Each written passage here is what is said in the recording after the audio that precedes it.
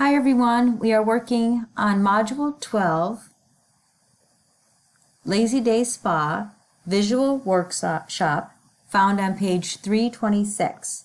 Go ahead and open 12-7, open, enable the content, and we're going to create a report based on treatments by Anna. So the first thing you'll do is choose Create, Report Wizard. Make sure you select the table or the query called Treatments by Anna. And then the categories we're going to choose start with treatment provider name. You can either double click or select it and use the chevron arrow. Treatment name, appointment date, and price. Then click Next.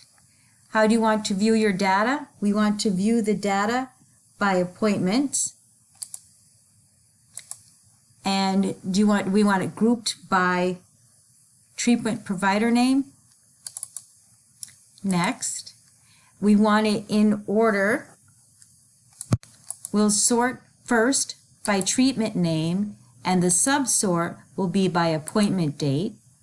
Then click Summary Options, because at the bottom of the report we want to see some totals, the sum, the average, the minimum, and the max. And go ahead and click OK. Next, make sure the layout is block and the orientation is landscape. Next, and then the title will be Anna Appointments.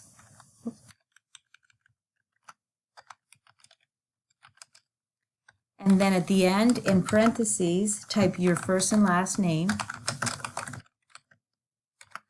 and then finish.